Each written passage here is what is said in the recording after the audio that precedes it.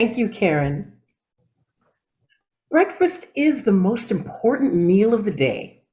We've all grown up with this maxim. Those of you who are at Denny's this morning are no doubt enjoying a delicious breakfast together. My husband Bob's favorite Denny's meal is the Grand Slamwich, a commingling of all your favorite breakfast foods grilled to a perfect golden brown. Denny's also features sizzling hot skillet meals, which look extremely appetizing. I find restaurant breakfasts a bit of a challenge, however, because I don't eat eggs. As a baby, I had a severe allergic reaction to them.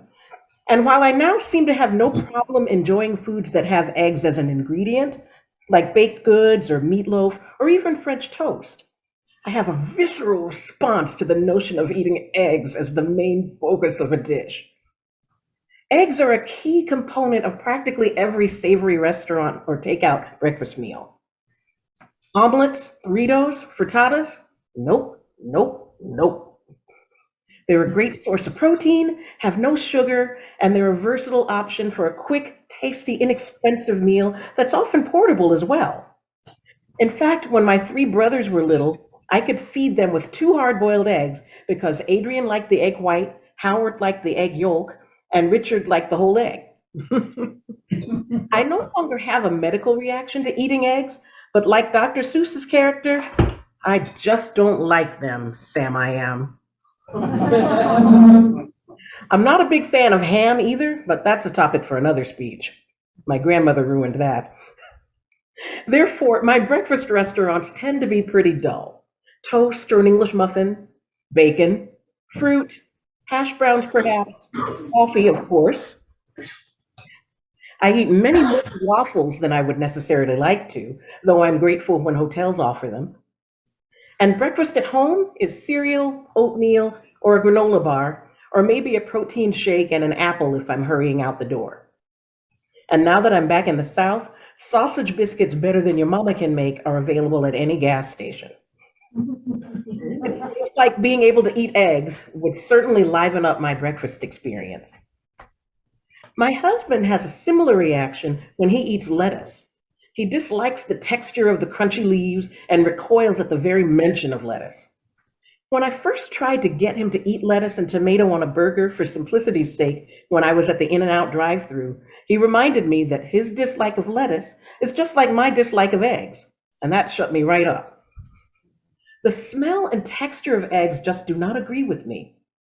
There's something about that pesky yolk that I just find offensive.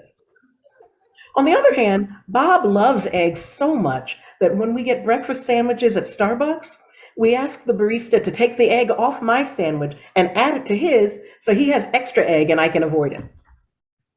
We also used to frequent a restaurant that had a brunch burger that oozed egg yolk with every bite, much to his delight and my disgust.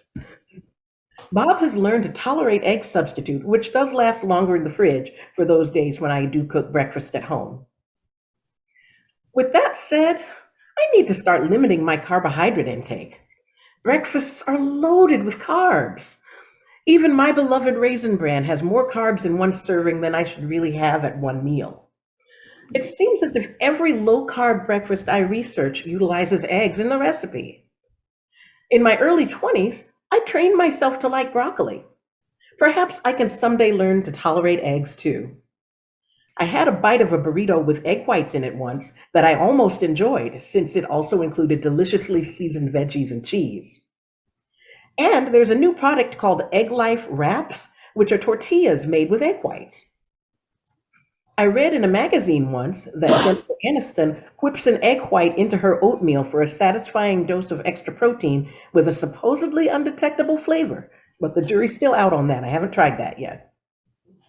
Perhaps some of you recall a marketing slogan from the 1970s called the Incredible Edible Egg.